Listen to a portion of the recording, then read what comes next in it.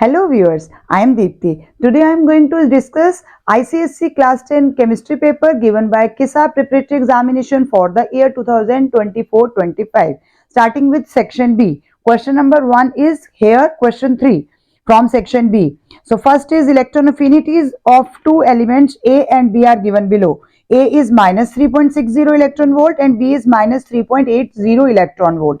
Which of these will ionize more easily and why? Which will ionize more? First of all, what is electron affinity? It is the energy released in converting a neutral isolated gaseous atom to anion, means कि negatively charged anion. So यहाँ पर आपके पास दो दिए हुए हैं, minus 3.60 and minus 3.80.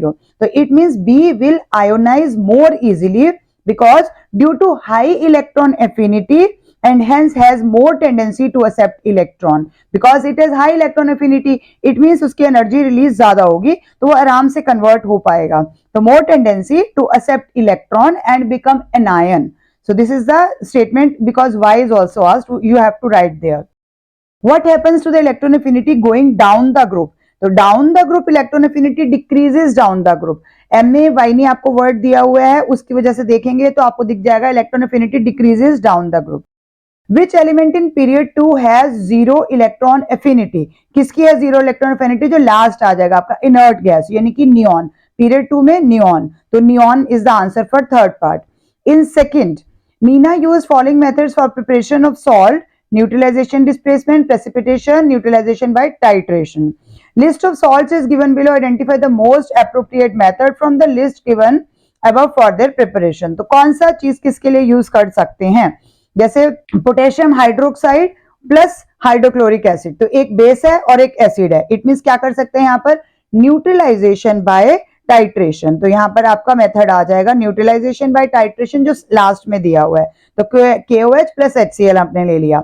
Next is barium chloride plus sodium hydro oxide. तो क्या होगा बेरियम क्लोराइड? क्या यू नो कि इसमें प्रेसिपिटेशन बन जाती है. जैसे प्रेसिपिटेशन होगा जिसमें BaCl2 प्लस NaOH है तो BaOH की प्रेसिपिटेशन हो जाएगी. Third is zinc oxide plus sulphuric acid. तो जिंक ऑक्साइड मेटेलिक ऑक्साइड है तो बेसिक है और वो एसिड है.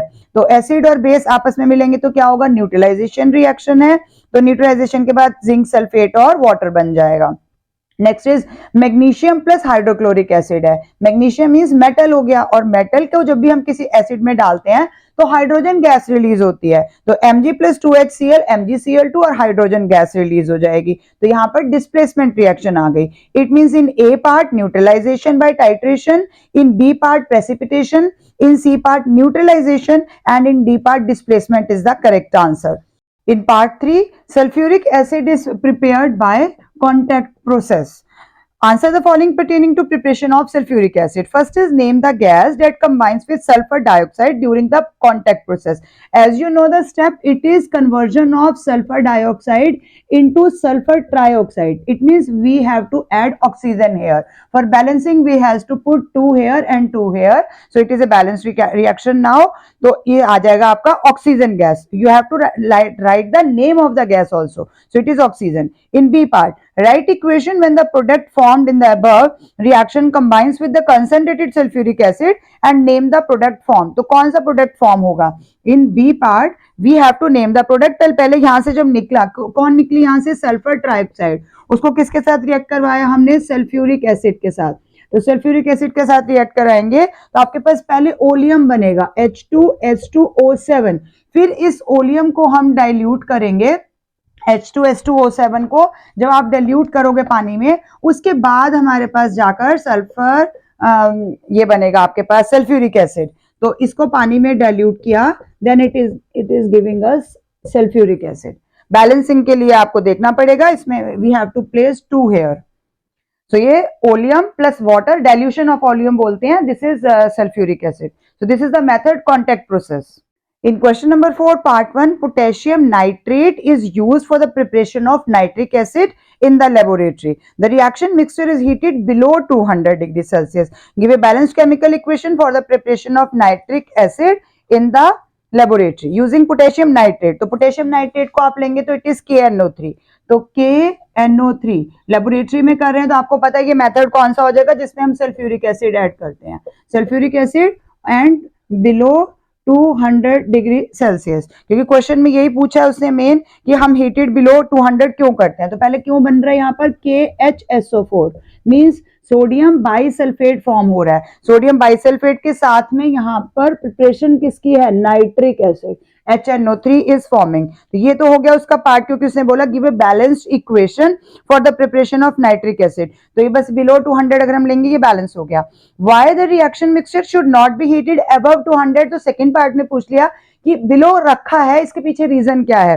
क्या रीजन हो जाएगा, hard crust of potassium sulphate is formed which is difficult to remove. अगर डायरेक्टली K2SO4 बनाएंगे तो उसकी हार्ड क्रस्ट हो जाती है जो स्टिक हो जाती है, तो it is difficult to remove. इसके अलावा हम ये भी लिख सकते हैं कि nitric acid decomposes to form reddish brown fumes, किसकी, N2O और वाटर बन जाएगा। तो ये दोनों रीजन हम दे सकते हैं इसके साथ में।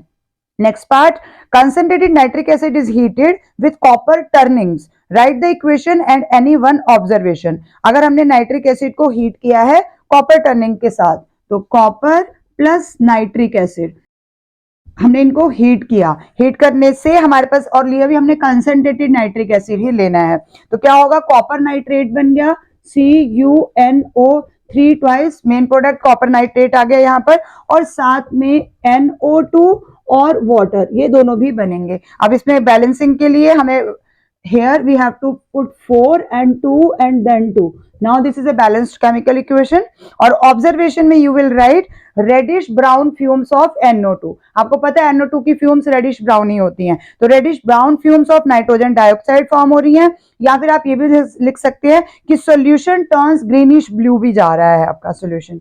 तो दोनों रीजन, ऑब्जर्वेशन में हमेशा कलर बेस्ड या प्रेसिपिटेशन जो चीज फॉर्म हो रही है वही लिखना है। ऑब्जर्वेशन में सिर्फ रिएक्शन के मार्क्स नहीं मिलते।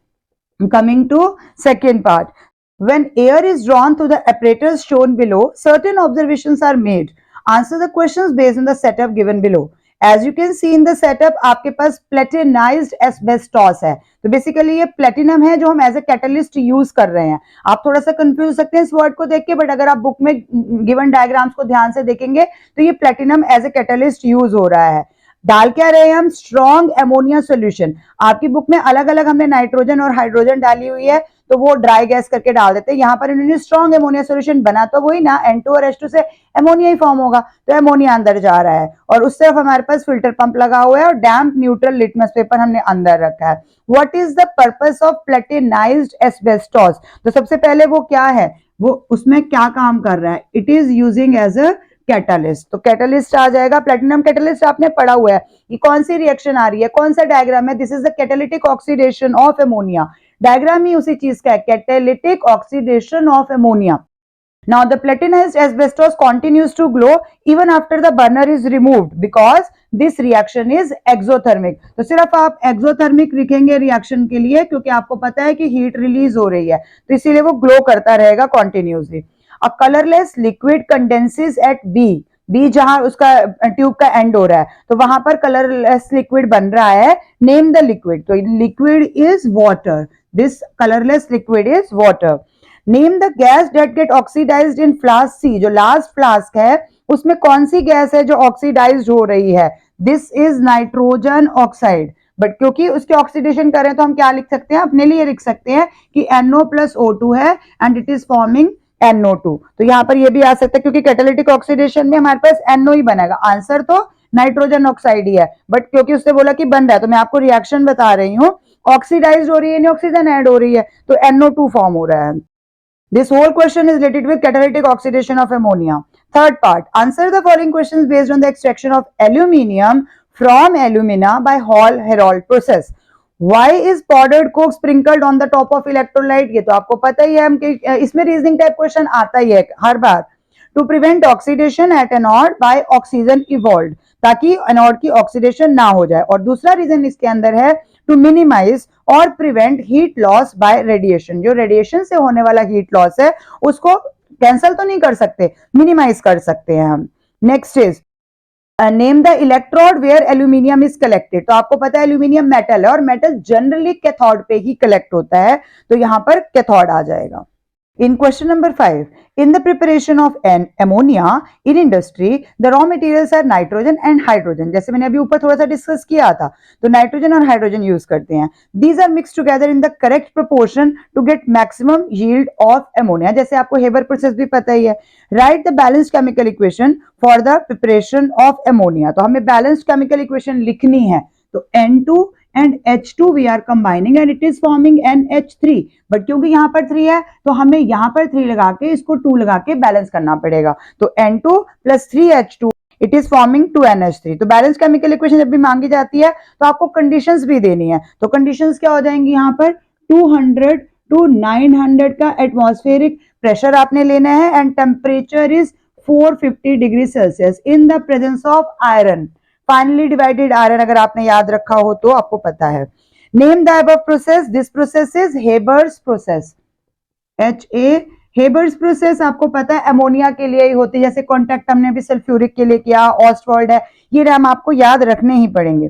रजत use 400 litre of gaseous mixture for preparing ammonia. अब अमोनिया के लिए यहाँ पर टोटल जो उसने अमाउंट लिया है दिस इज 400. जो यूनिट उन्होंने यूज किया 400 लीटर उसने लिया है for preparing ammonia. How much hydrogen would there in 400 litre of mixture. तो 400 में इसमें किसका पूछा है हमारे पास हाइड्रोजन का. तो हाइड्रोजन कितना है 1:3 का रेशियो है. तो अगर हमें वैसे सॉल्व ऐसे तो ओरली दिख रहा है बट अगर ना दिखे तो x प्लस 3x मिलाकर आपके पास 400 है. Means 4x is equal to 400. It means x is equal to कितना आ गया 100. लेकिन उसने इसका नहीं पूछा इसका पूछा है. तो अमाउंट ऑफ हाइड्रोजन कितना है 3x है. It means 3 into 100 it is 300 litre. तो मीन्स 100 लीटर हमारे पास नाइट्रोजन है and 300 liter we have taken hydrogen to perform this experiment. Now further, if all the nitrogen and hydrogen were converted into ammonia, means ये पूरा का पूरा 400 liter use हो रहा है. Find the volume of ammonia formed in liter. अब कितनी कितनी वॉल्यूम है यहाँ पर. This is 1 volume, this is 3 volume and producing 2 volume of ammonia. So किसी भी एक का ले लेते हैं हम. Like 1 volume of nitrogen produces कितने वॉल्यूम है ये आपको गेलुसेक्स लॉ पता ही है. प्रोड्यूसेस कितना 2 वॉल्यूम ऑफ एमोनिया आ जाएगा. तो अब इसकी 1 वॉल्यूम हमने अभी x की वैल्यू निकाली है. It is 100 litre. तो 100 litre of ammonia produces 2 into 100. It means 200 litre of ammonia is produced in this reaction. It was an exothermic process. What it meant by exothermic? Exothermic का मतलब ही क्या होता है. Reaction proceeds with evolution of heat. जिसमें बाहर निकलती है. Endo जो लेती हैं, एक्सो जो देती हैं, एग्जिट से याद रखो जो देती हैं. तो reaction proceeds with evolution of heat. In second part, a fuse wire is an alloy made up of tin and lead. पता है आपको फ्यूज टिन और लेड से बनता है. It is a safety device that prevents the damage of electronic gadget due to excessive flow of current. Can copper replace tin when making such an alloy. क्या copper replace कर सकता है. Justify your answer. तो answer is big no. नहीं कर सकता. Copper replace नहीं कर सकता. क्यों. Because the melting point of copper is too high. क्योंकि वो मेटल है और वो भी गुड कंडक्टर है तो उसका मेल्टिंग पॉइंट वेरी हाई है. इसीलिए वो जल्दी मेल्ट ही नहीं होगा. और फ्यूज का पर्पस क्या होता है कि वो खुद मेल्ट हो जाता है तभी तो सर्किट को प्रोटेक्ट कर पाता है. तो यहां पर यूज नहीं हो सकता. Name the alloy of lead and tin. क्या बनता है लेड और टिन को मिलाने से. तो आपके पास 5 ही हैं जो आपने एलॉयज लर्न करने हैं और उसमें ये भी आता है. This is solder. Solder wire आपने कभी सोल्डरिंग करते हुए देखा होगा कि कैसे मेल्ट हो जाती है और फिर वहां पर जाकर ज्वाइंट हो जाती है. Now third part. Rajiv found light bluish color salt P in the laboratory. On heating, it produced black residue and a colorless gas. Salt P also produced brisk effervescence with dilute HCl, and the gas evolved turn lime water milky. जब भी lime water milky आया तो it is either carbon dioxide or sulfur dioxide. तो अब आगे जाना है. No action with acidified potassium dichromate solution. यानी यहां से क्लियरली पता चल गया कि ये कॉपर का ही कुछ है. मतलब कार्बोनेट के लिए आ जाएगा कि वो करता नहीं है. एसिडिफाइड पोटेशियम डाइक्रोमेट के साथ कोई एक्शन नहीं करता है. तो name the cation present in the salt sample that Rajeev found in the laboratory. तो पहले इसके अंदर क्योंकि वो ब्लैक रेजिड्यू बना रहा है तो अब कार्बोनेट हमने पता लगा लिया तो कॉपर हो गया यहाँ पर. तो कॉपर हो जाएगा. तो हमने पहले जो उसने पूछना है अगर कैटायन बोलेगा तो हमने कॉपर ही देना है. कैटायन बोला प्रेजेंट इन द सॉल्ट तो वो Cu2+ है. आपने पूरा लिखना है उसके लिए. Next is name the gas evolved when the sample was heated. कौन सी गैस निकली जिसने लाइम वाटर को मिल्की कर दिया? This is carbon dioxide. Identify the salt sample based on the observation Rajeev recorded. मैंने अभी आपको बताया कार्बोनेट की कैरेक्टरिस्टिक है वो, तो ये क्या हो जाएगा? पूरा क्या हो गया? CuCO3 यानी कि copper carbonate. Coming to sixth part, atomic number of element A is 11. It forms an ionic compound with B. अगर 11 है तो क्या हो जाएगी configuration? 2, 8 and 1 in K, L, M shell. तो लास्ट वाले में 1 आ गया, तो ये 11 वैसे आपको पता है सोडियम है, बट हमने सोडियम मेंशन नहीं करना। आयोनिक कंपाउंड बना रहा है, बी के साथ बना रहा है। अगर आयोनिक बना रहा है तो एक मेटल होगा और दूसरा नॉन मेटल होगा। आयोनिक बॉन्ड इन्हीं के बीच में strong electrostatic force of attraction की वजह से बनता है। Which of the following atomic numbers will match B? इसमें से कौन सा है जो हो सकता है? तो हमें क्या लेना है इसके अंदर? नॉन मेटल सर्च करना है। तो नॉन मेटल के लिए कौन कौन हो जाएगा आप ध्यान से देखते जाओ। 14 है तो क्या आ गया इसके अंदर? ये कौन बन सकता है? आपके पास मेटेलॉइड बनेगा। ये 10 है तो इनर्ट गैस हो गई, तो इट मींस 9 आ जाएगा, जिसका 9 है। तो 9 है आपके पास 2 and 7, तो आउटर मोस्ट में 7 होगा और इसका 1 होगा, तो आराम से आयोनिक बॉन्ड फॉर्म हो जाएगा। तो option number 3 is correct. In B part, draw the electron dot structure of compound formed between A and B. अब A और B के बीच में इलेक्ट्रॉन डॉट स्ट्रक्चर आपने बनाना है। अब A क्या है और B क्या है ये तो आपको खुद अभी देख ही लिया आपने, एक मेटल है और एक नॉन मेटल है। अब A के आउटर मोस्ट में हमारे पास इलेक्ट्रॉन कितने हैं? एक ही है, और B में हमारे पास 7 है, तो 1 2 3 4 5 6 और 7, और ये हम दिखा देंगे बिफोर रिएक्शन। आफ्टर रिएक्शन क्या हो जाएगा? B के पास 1 2 3 4 5 6 7 और ये वाला भी यहाँ पर आ जाएगा। ए के ऊपर प्लस का चार्ज आ जाएगा क्योंकि उसने दिया है, और बी के ऊपर माइनस का चार्ज आ जाएगा क्योंकि उसने ले लिया है। तो यहाँ पर हमारा ये स्ट्रक्चर हमको कंप्लीट करना है। अल्टीमेटली हम इसको फाइनली लिख भी सकते हैं कि A plus and B minus. ये आयोनिक बॉन्ड फॉर्म हो गया। Next part, what is the name given to the members of the group to which B belong? B किसको बिलोंग कर रहा है? बी क्या है? 2 और 7 है। आउटर मोस्ट शेल में 7 होने का मतलब क्या हो जाता है? Belonging to halogen family. सारे के सारे हेलोजेंस यानी कि सॉल्ट फॉर्मर्स हैं ये। D part is element dash is the reducing agent. तो रिड्यूसिंग एजेंट कौन होते हैं? Metals are good reducing agent. तो इनमें से मेटल कौन है? ए है, तो A is a good reducing agent. क्योंकि हमें नाम नहीं देना, सोडियम हमें पता है पर हमने देना नहीं है, क्लोरीन हमें पता है पर हमने देना नहीं है। ए और बी में क्वेश्चन है, ए और बी में ही आंसर होना है। तो ए यानी कि metals are good reducing agent यहाँ लिखेंगे। फर्स्ट पार्ट में आपने नॉन मेटल के लिए कर लिया, फिर उसमें हेलोजन पूछा हमने, वो भी दे दिया। इलेक्ट्रॉन डॉट स्ट्रक्चर ध्यान से बनाना है आपको, पूरा ब्रैकेट लगाकर उसके ऊपर माइनस इस तरह से लेके फाइनली कंप्लीट करेंगे। In second part, Shubha wants to electroplate her की चेन विद निकल। तो निकल की इलेक्ट्रोप्लेटिंग करनी है to prevent rusting. Which electrolyte can Shubha use to electroplate her की चेन? तो कौन सा इलेक्ट्रोलाइट लेगी जिसमें निकल होना चाहिए? तो इट मीन्स हमारे इलेक्ट्रोलाइट का नाम क्या हो जाएगा? इट इज निकल सल्फेट, NiSO4 भी लिख सकते हैं, बट जब नाम पूछा है तो आप कंप्लीटली नाम दें उसका।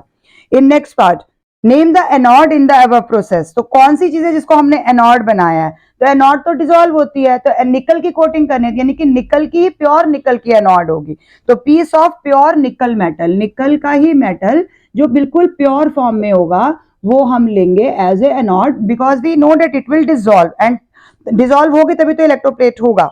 Next is write the equation for the reaction taking place at anode.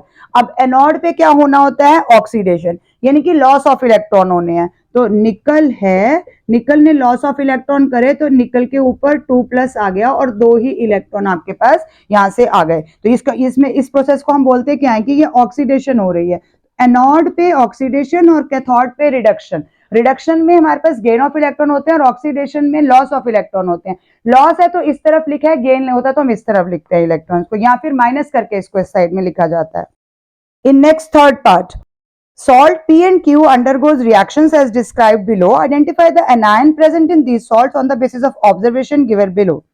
First is, when silver nitrate solution is added to solution of P, a white precipitate insoluble in dilute nitric acid is formed.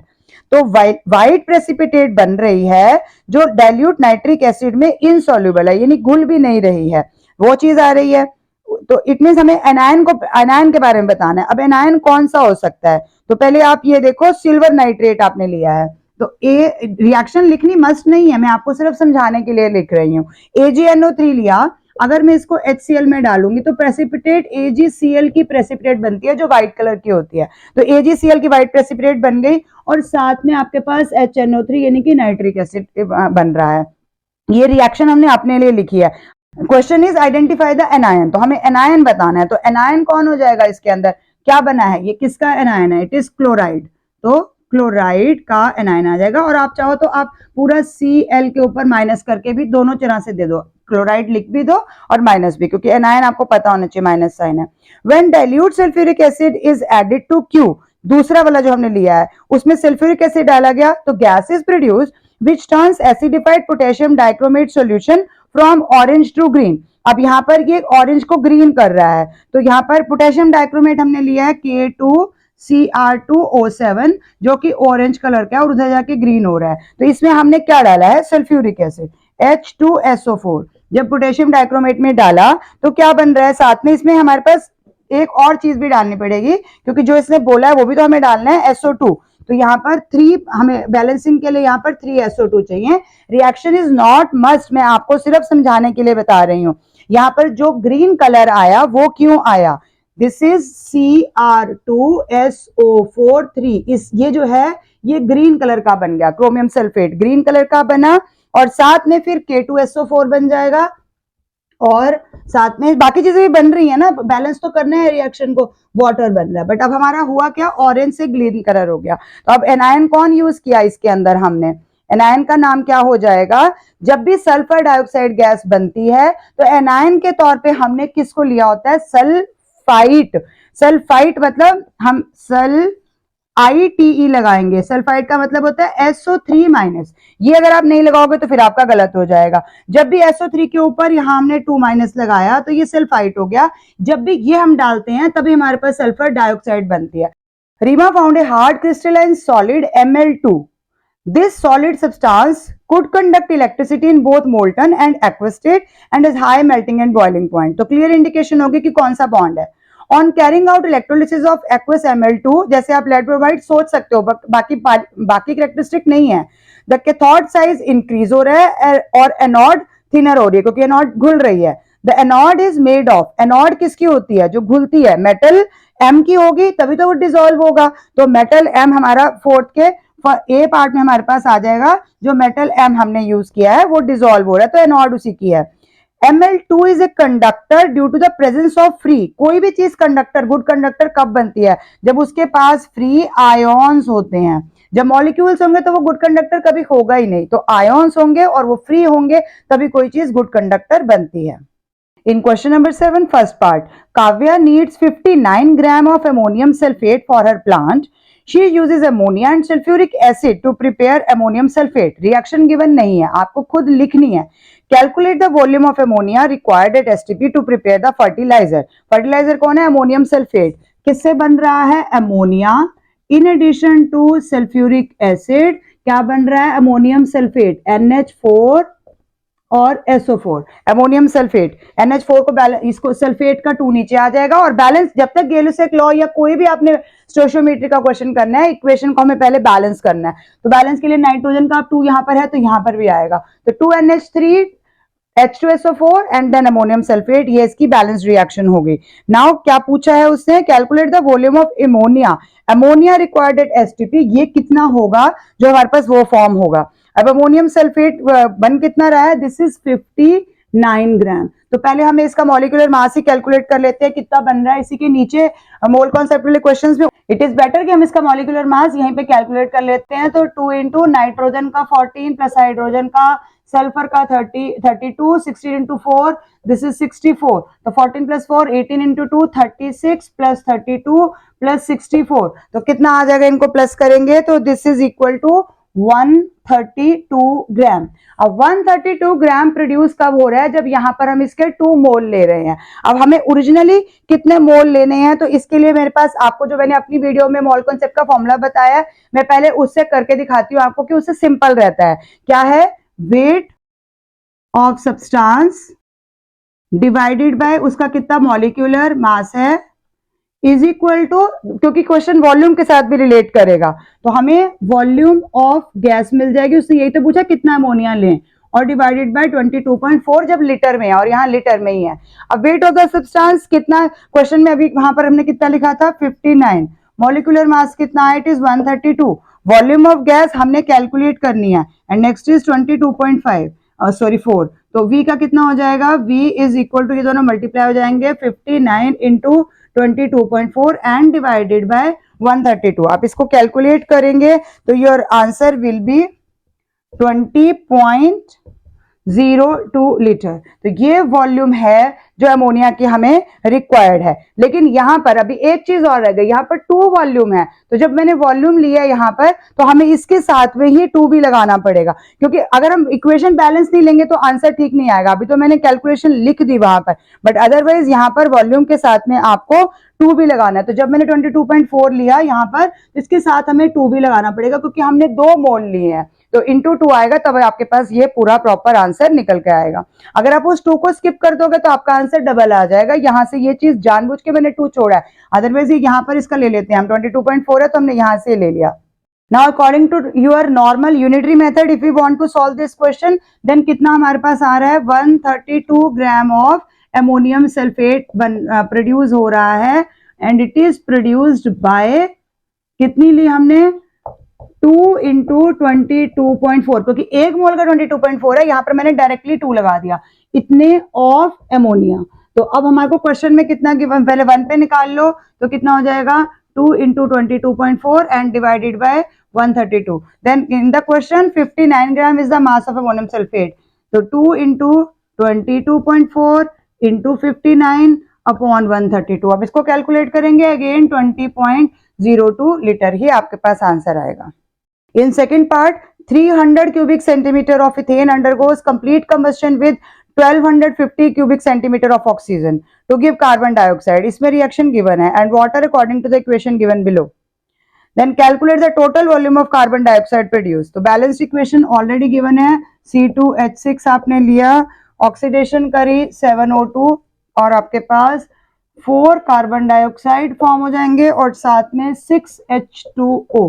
तो this is balanced equation already given. अब इसमें ethane कितनी है, value is 300 cc and undergoes complete combustion with 1250 cc of oxygen, this is 1250 cc। तो पूरा use ही नहीं होगा क्योंकि आपको दिख रहा है ये प्रोपोर्शन में नहीं आ रहा है। Total volume of carbon dioxide produce वो आ जाएगा। अब आप यहाँ पर अगर आप लिखेंगे this is 2 volume 7 volume and it is producing 4 volume of carbon dioxide, तो it means 300 cc आपके पास, चलो पहले वॉल्यूम वाइज ही लिख लेते हैं।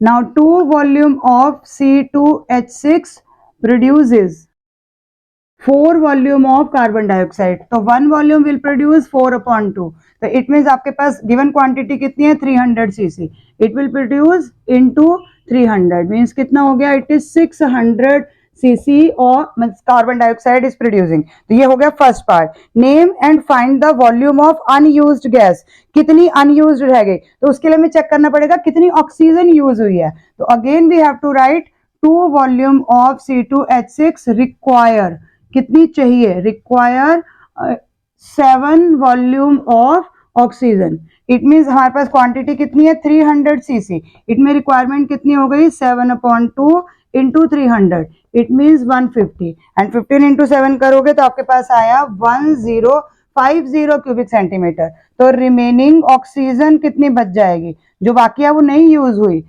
टोटल हमारे पास 1250 थी जिसमें से 1050 यूज हुई है, इट मीन्स 200 क्यूबिक सेंटीमीटर जो है वो अभी भी रिमेनिंग ऑक्सीजन इसके अंदर बच गई है, तो वो रिमेनिंग में आ जाएगा आपके पास 200 cc of oxygen.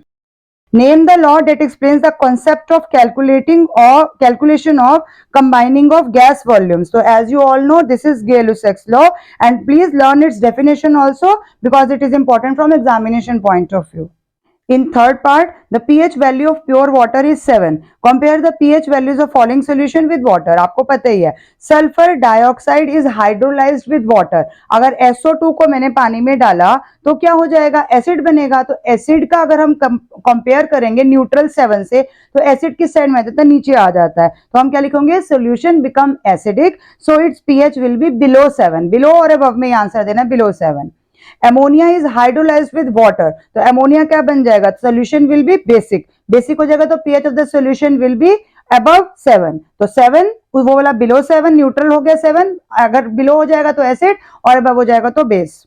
Now draw the electron dot diagram of ammonium ion, वो तो आपको पता है ये बहुत बार आता है, सिर्फ स्ट्रक्चर बना लेते हैं। नाइट्रोजन का 1 2 3 4 5, ये आ गए आपके पास आउटर मोस्ट इलेक्ट्रॉन्स, इनको जब आप कंपेयर लगाएंगे तो क्या हो जाएगा, आपके पास चार तरफ हाइड्रोजन आना है, इधर इधर और इधर हाइड्रोजन, और ये वाला जो हो जाएगा ये डेटिव के साथ आ जाएगा, तो NH4 हो गया, क्योंकि इसने ये वाला किसके साथ लिया है तो इसके ऊपर प्लस का चार्ज लगाना नहीं भूलना, तो NH4 के ऊपर एक प्लस का चार्ज आपने जरूर लगाना है। यहाँ पर जहां जहां हाइड्रोजन आए, हाइड्रोजन के लिए अलग सिंबल आप यूज करेंगे, एक के लिए सेम रहेगा क्योंकि वो डेटिव बॉन्ड है और ये वाले कोवेलेंट बॉन्ड हो जाएंगे। तो इलेक्ट्रॉन डॉट डायग्राम ध्यान से स्ट्रक्चर पूरी प्रैक्टिस करिए, बिफोर और आफ्टर कॉम्बिनेशन पूरा करना है आपने। Now coming to question number 8, part 1, Preeti wanted to prepare a saturated hydrocarbon from an unsaturated hydrocarbon, C2H4 लिया गया है, C2H4 इथीन हो गया प्लस हाइड्रोजन और X लिखा है हमें और A बन रहा है, तो डायरेक्टली नहीं दिया, और 200 डिग्री सेल्सियस का टेम्परेचर है आपके लिए, यहाँ पर 200 डिग्री सेल्सियस का टेम्परेचर प्रोवाइड किया गया। Identify X where X is the catalyst used for the reaction, कौन सा कैटलिस्ट यूज करते हैं जब हम इसकी हाइड्रोजनेशन करते हैं, तो यहाँ पर निकल यूज होगा, तो कौन है X किसको बिलोंग कर रहा है, निकल है, nickel is using as a catalyst here. In second part write the structural formula of the compound A, यानी कि जो बना है वो क्या है, तो पहले आपने देख ही लिया C2H4 है, जब इसमें हाइड्रोजन ऐड हो जाएगा तो क्या बन जाएगा, हाइड्रोजन ऐड होने के बाद CC रह गया, ये पहले थे हमारे पास 4 और 2 और ऐड हो गए तो सैचुरेटेड हो गया। अब सैचुरेटेड में ये किसका हो जाएगा, सब H यहाँ पर पुट कर देंगे तो आपके पास ये किसका स्ट्रक्चर हो गया, दिस इज इथेन, तो पहले ये इथीन था, डबल बॉन्ड था, यानी कि अनसैचुरेटेड था और अब ये सैचुरेटेड बन गया, तो इसका स्ट्रक्चरल फॉर्मूला आपने लिखना है C2H6। Now complete and balance the equations given below, नीचे भी आपको ये भी सॉल्व करने हैं। C2H5 COONA, C2H5COONA प्लस यहाँ पर NaOH है, NaOH और CaO कैल्शियम ऑक्साइड, तो ये रिएक्शन तो आपकी जानी पहचानी है, किसकी फॉर्मेशन में पढ़ते हैं हम, इथेन, C2H6 ही प्रिपेयर होगा यहाँ पे और साथ में Na2CO3 सोडियम कार्बोनेट फॉर्म हो जाएगा। Next is CaC2 calcium carbide आ गया प्लस वाटर, क्या फॉर्म होगा, कहां पढ़ी है ये वाली रिएक्शन आपने, लेबोरेटरी प्रिपरेशन ऑफ एसिटिलीन, यानी कि C2H2 बनेगा, यहाँ पर एसिटिलीन फॉर्म हो रही है, मतलब इथाइन, आइन है लेकिन यहाँ पर इन इस एसिटिलीन लिखते हैं तो डबल बॉन्ड से कंफ्यूज नहीं होना है, ट्रिपल बॉन्ड है, ट्रिपल बॉन्ड होगा और साथ में कैल्शियम हाइड्रोक्साइड फॉर्म हो जाएगा। As you can see acetylene is forming here but for balancing we have to place 2 here, क्योंकि आप यहाँ देख रहे हो हाइड्रोजन के आगे 2 है और यहाँ भी हाइड्रोजन है, तो हमें हाइड्रोजन बैलेंस करने के लिए we have to place 2 here। In third part, a compound X having vinegar-like smell, when treated with ethanol in presence of the acid Z gives a compound Y which has a fruity smell. The reaction is, जब fruity smell बन रही है आपको पता चल गया होगा ये esterification है, बट हमने रिएक्शन कंप्लीट करनी है और जो भी उन्होंने XYZ मांगे हैं उनके प्रॉपरली हमने सिंबल लिखने हैं, तो C2H5OH यानी कि क्या हो गया, इथाइल अल्कोहल। अब इथाइल अल्कोहल के साथ हम क्या लेते हैं जिसकी वजह से ये रिएक्शन होती है, ethanoic acid, it mean CH3COOH, तो इथाइल अल्कोहल, ये रिएक्शन तो आपको पेपर में आनी ही आनी है, इसको बहुत अच्छे से कर लो। इथाइल अल्कोहल ले लिया हमने और साथ में इसका भी लिखिए इथेनोइक एसिड, देन आगे क्या बनेगा हमारे पास, डेल्टा Z लिखा है उसने, Z का मतलब तो आपको पता है यहाँ पर हमने हीट प्रोवाइड करनी है, हीट की प्रेजेंस में एस्टर्स बनेंगे। अब एस्टर्स में क्योंकि यहाँ पर CH3 और C2H5 दोनों हैं तो इथाइल इथेनॉइड बनेगा, it mean CH3COO C2H5, it is ethyl ethanoid, ethyl ethanoid is forming here. तो इथाइल एसीटेट भी, हम इसको आपकी बुक में एसीटेट के उससे लिखा हुआ है तो एसीटेट भी लिख सकते हैं आप, ethyl acetate is forming in this reaction. तो ये एस्टेरिफिकेशन की रिएक्शन तो आपको करनी ही करनी है, कॉम्पिटेंसी फोकस में भी देखा होगा अलग अलग हर मेथड से आ सकती है, लेकिन अब इसमें आपको लास्ट में जब ऐसे क्वेश्चंस होते हैं कि XYZ क्या क्या है तो लिखना है। X हमने कहाँ लिखा, ये इथेनोइक एसिड हमारा X की जगह पे हमने मेंशन करना है, Y में उसने बोला कि क्या चीज बन रही है, Y में एस्टर बन रहा है, यानी ये चीज जो है ये हमारी Y की जगह पे आ जाएगी, Z की जगह सल्फ्यूरिक एसिड भी लिखना है, कंसंट्रेटेड सल्फ्यूरिक एसिड भी यहाँ पर हम यूज करते हैं। तो Z में आपके पास यहाँ पर स्पेशली अलग से मेंशन करिए कंसंट्रेटेड सल्फ्यूरिक एसिड, X ये है, Y ये है, पूरा लिख के लास्ट में आंसर कंक्लूड करेंगे। आइडेंटिफाई वाई एंड जेड, ये हमारा इसका ए पार्ट हो गया। वाई और जेड को हमने कर लिया।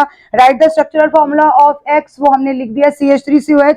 इसका स्ट्रक्चर बनाना है तो ये तो आपको पता ही है, CH3 है तो एक हो गया हमारे पास 1 2 3, और एक उसके साथ हमारे पास C के पास डबल बॉन्ड आ जाएगा और एक OH आ जाएगा, तो COOH, और इसमें यहाँ पर आप H बैलेंस कर लो। तो इसका स्ट्रक्चरल फॉर्मूला वैसे हमने सिर्फ ऐसे दे दिया तब भी चल जाएगा। नेम द अबव रिएक्शन, इस रिएक्शन का नाम ही एस्टेरिफिकेशन है, और ये पेपर में किसी ना किसी फॉर्म में तो आनी है, चाहे एमसीक्यू में ही आ जाए।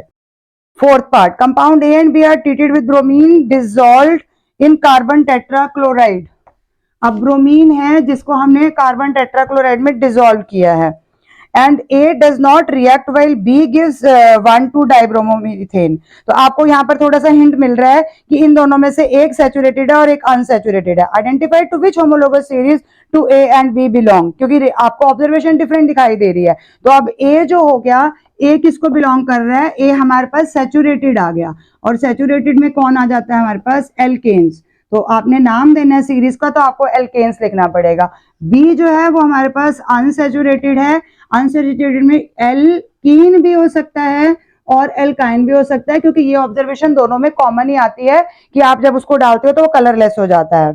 Now give the structural formula for B. B के लिए स्ट्रक्चरल फॉर्मूला देना है आपको। मैंने बोला अब आप H2C डबल बॉन्ड CH2 भी ले लो या ट्रिपल बॉन्ड भी, दोनों के लिए चल जाएगा, दोनों लिख सकते हैं।